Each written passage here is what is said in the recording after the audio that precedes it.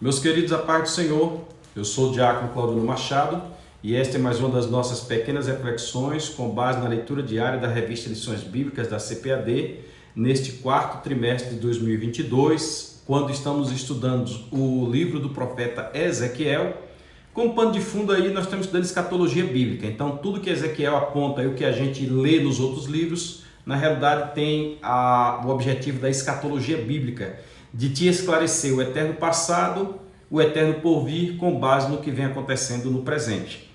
O tema do trimestre fala da justiça divina e o subtema, a preparação do povo de Deus para os últimos dias no livro de Ezequiel. Nós já estamos diante da quarta lição do trimestre. Na primeira lição nós já falamos sobre Ezequiel, o atalaia de Deus. Na segunda lição vem o fim. Na terceira lição, as abominações do templo. E na quarta lição nós temos como tema da semana, quando se vai a glória de Deus. E acabou, quando se vai a glória de Deus. Este é o nosso quinto vídeo da semana, é o nosso quinto vídeo. Então você tem mais 4, segunda, terça, quarta e quinta. E hoje, sexta-feira, nós estaremos fazendo essa leitura e, querendo Deus, amanhã nós faremos o sexto vídeo. Então, você deve assistir todos. O irmão Daniel Anjos tem colocado todos aí com a mesma capa para que você saiba que é uma temática só. A temática que trata quando se vai a glória de Deus, tá bom? Então, quero aproveitar já para te convidar para se inscrever no nosso canal. Aproveita a oportunidade, se inscreva, compartilhe, curta, comente. Todos os dias nós colocamos um vídeo e à medida que esse vídeo subir para o YouTube, você já vai ser informado. E teus comentários vão me ajudar a saber se o conteúdo está agradável ou não. Quando você compartilha, você evangeliza alguém, tá bom? Vamos lá. A leitura de hoje está no Evangelho de João. Peço por você encarecidamente, ou a você encarecidamente, que abra a Bíblia Sagrada no Evangelho de João, qualquer que seja a versão. Eu vou fazer uso aqui hoje da Almeida Revista e Corrigida, o Bíblia de Estudo e Defesa da Fé, da CPAD. Mas você pode abrir qualquer uma, você vai encontrar o texto semelhante. Talvez uma palavrinha diferente, mas no mais vai ser semelhante. Evangelho de João, capítulo 1, versículo de número 14. João 1 e 14. Nossa epígrafe diz: a glória de Deus foi revelada no Senhor Jesus. A glória de Deus foi revelada no Senhor Jesus.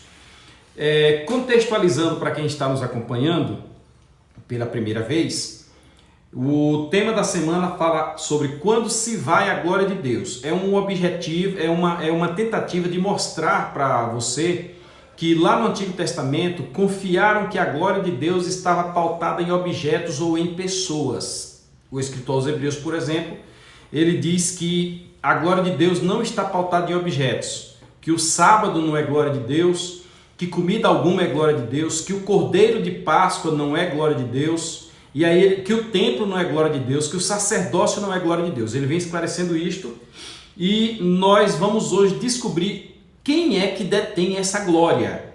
Já que Deus tem uma glória e homem nenhum tem esta glória, quem é que a detém? Nós vimos que os filhos de Eli, Hofni e Finéias, acreditaram a glória de Deus na arca e foram para a guerra. Perderam a guerra, porque a glória de Deus não está na arca. A arca representa, o tabernáculo representa, o sacerdócio representa e assim por diante. Então, ontem nós falamos sobre a revelação da glória de Deus nas Escrituras. Deus se revelou, Deus se deu a conhecer aos homens para que os homens saibam que Ele detém toda a glória. Então, hoje vamos ler alguns textos em Hebreus, vamos ler no Evangelho de João, primeira carta de João, primeira carta aos Coríntios. Acompanhe a nossa leitura. A nossa leitura está em João 1 e 14, a epígrafe é: a glória de Deus foi revelada no Senhor Jesus. Vamos ler o texto de João 1 e 14. E o verbo se fez carne e habitou entre nós, disse João. E vimos a sua glória. João viu a glória do verbo de Deus habitado entre eles, como a glória do unigênito do Pai, cheio de graça e de verdade. Primeira curiosidade é que João escreveu o Evangelho por volta do ano 100. Por volta do ano 100 da era cristã, João escreveu o Evangelho. Foi o último a escrever, era o último dos apóstolos vivos, e João conseguiu dizer isso para eles. Olha, nós vimos a glória de Deus revelada no unigênito do Pai. Certo? Vamos então para outro texto. O texto que está no mesmo Evangelho de João, capítulo 1 e versículo 18. E este texto já explica uma dúvida que me foi levantada esta semana por um dos nossos ouvintes. Ele fez um questionamento para mim e disse: vem cá, como assim Deus não foi visto? Porque eu falei ontem que Deus se revelou a Moisés e ele ficou sem entender. Como assim Deus não pode ser visto? Eu disse que os nossos olhos não conseguem contemplar a Deus, o nosso corpo não suporta o calor de Deus, que nós diante dele seríamos destruídos. Por isso que nós seremos transformados e arrebatados para poder entrarmos na presença de Deus. Salmo 103, verso 14, diz que ele conhece a nossa estrutura e lembra-se de que somos pó. Aí ele diz: como assim? Fulano não viu, Beltrano não viu, fulano tal também não viu? Aí eu expliquei para ele que na realidade Deus não foi visto por nenhum homem, porque a capacidade humana não consegue apreender Deus na sua essência. Vamos aqui ao versículo 18 do capítulo 1 do Evangelho de João. Nós lemos o 14, aí 15, 16, 17, 18. Vamos ler o 18. Olha o que diz o 18. Deus nunca foi visto por ninguém. O Filho unigênito, que é Jesus, que nós acabamos de ler, que está no seio do Pai, este o fez conhecer. Nós conhecemos a Deus por intermédio do Filho unigênito, Jesus Cristo, o único Filho de Deus. Jesus dialogava com Deus em oração e dizia assim: Pai, com aquela glória que eu tinha contigo. Nós temos no Novo Testamento os anjos servindo Jesus muito antes do seu nascimento. Anjos que vêm e anunciam o nascimento dele a Maria e disse: ó Maria, salve agraciada, você recebeu uma graça. Vai nascer de você, concebido pelo Espírito Santo, o Filho de Deus. Nós temos os anjos acompanhando Jesus no seu nascimento. Lá foi anunciando o nascimento e no dia do nascimento. Hostes angelicais apareceram nos céus e cantaram, dando glória àquele recém-nascido. Infelizmente, muita gente tem o menino Jesus de praga, muita gente vê Jesus só como aquela criança naquela manjedoura, quando na realidade ali é só uma parte da sua história. Jesus deve ser lembrado como aquele que ascendeu aos céus e que lá no céu ele perdoa os nossos pecados e intercede por nós, certo? Então os anjos sempre estiveram presentes ali em várias situações, livrando Jesus da morte, servindo Jesus depois que ele teve uma grande angústia, que o seu suor se transformou em sangue, estando presente ao lado da cruz quando ele pronunciou sua primeira palavra. Eu creio que os anjos esperavam que Jesus dissesse: destrói tudo, porque eles estavam matando o autor da vida, estavam crucificando o Criador de todas as coisas. Mas ele, em vez de dizer isso, ele disse: Pai, perdoa-lhes porque não sabem o que fazem. Então, mas os anjos estavam lá, e quando ele ressuscitou, os anjos também estavam presentes. E a primeira mensagem que ele deixou, que foi a mensagem a Pedro: dizei a Pedro que eu quero conversar com ele. Quem trouxe a mensagem foi um anjo. O pessoal chegou no sepulcro e disse: não, ele não está aqui, já foi adiante de vocês para Galiléia, mas deixou um recado aí, disse a Pedro que quer se encontrar com Pedro. Então, os anjos reconheceram a glória de Jesus. No Apocalipse, por exemplo, quando este mesmo João, o escritor, que nós estamos lendo o seu texto, foi arrebatado ao céu, João viu um ancião, e como João não conhecia o ancião, João quis adorar o ancião. O ancião disse: não faças tal. O ancião era um anjo. Eu sou um conservo teu, eu sou servo junto contigo. A adoração aqui é só a Deus. E parafraseando dentro do nosso tema, nós só adoramos quem tem glória, e quem tem glória é Jesus Cristo, é o nosso Deus. Eu vou ler para vocês aqui novamente o texto que está no versículo 14. O Verbo se fez carne e habitou entre nós, e vimos a sua glória, a glória do Verbo, como a do unigênito do Pai, cheio de graça e de verdade. Eu quero ler ainda contigo, já lemos capítulo 1, versículo 14, versículo 18. Quero ler agora contigo a primeira carta aos Coríntios, capítulo 12, versículo 1. Carta aos Coríntios, escrita por Paulo quando estava na sua terceira viagem missionária.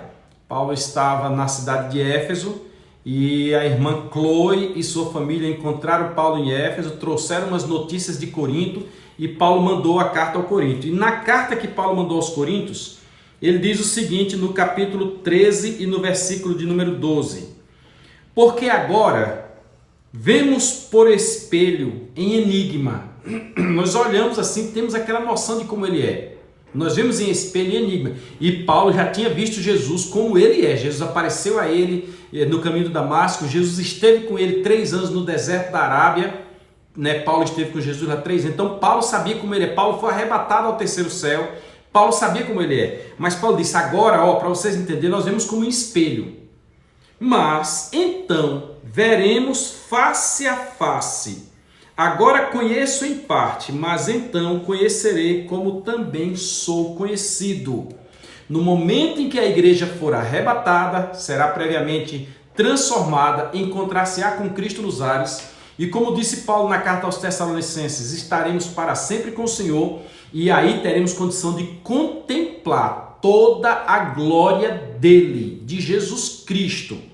Vamos para o texto de Hebreus, carta aos Hebreus, capítulo 1, versículo 1, diz assim, leia junto comigo. Havendo Deus antigamente falado muitas vezes e de muitas maneiras aos pais pelos profetas, nos últimos dias falou a nós pelo Filho. Nos últimos dias ele veio diretamente a nós e falou-nos pelo Filho.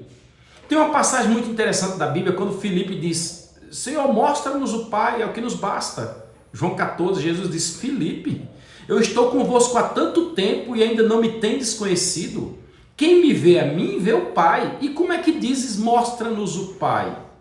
E aí nós vamos para um último texto, que está escrito também por João, o mesmo João que escreveu o evangelho que nós já fizemos leitura. Esta está na primeira carta escrita por João. Esta primeira carta já foi escrita ali por volta do ano 95 aproximadamente. Fazendo uma reparação, o evangelho de João foi por volta do ano 90, segundo os historiadores. As cartas por volta do ano 95 e o Apocalipse por volta do ano 100. Só para corrigir que eu acho que eu disse que o evangelho foi por volta do ano 100. Foi por volta do ano 90. Ele foi o último a escrever, mas foi por volta do ano 90. E na primeira carta, capítulo 4, versículo 12 do evangelho de João, 1 João 4 e 12, ele diz assim, ninguém jamais viu a Deus. João corrobora isso com o primeiro versículo que nós lemos, Evangelho de João 1, versículo 14. Agora estamos na primeira carta de João, capítulo 4, versículo 12. Ninguém jamais viu a Deus. Se nós amamos uns aos outros, Deus está em nós e em nós é perfeito o seu amor. Nós pegamos só a parte de que ninguém jamais viu a Deus. Em outras palavras, fechando a nossa explicação, não existe glória voltada para qualquer ser inanimado, qualquer objeto inanimado. Uma caneta, uma arca, uma roupa, um lenço, não existe glória, não existe glória.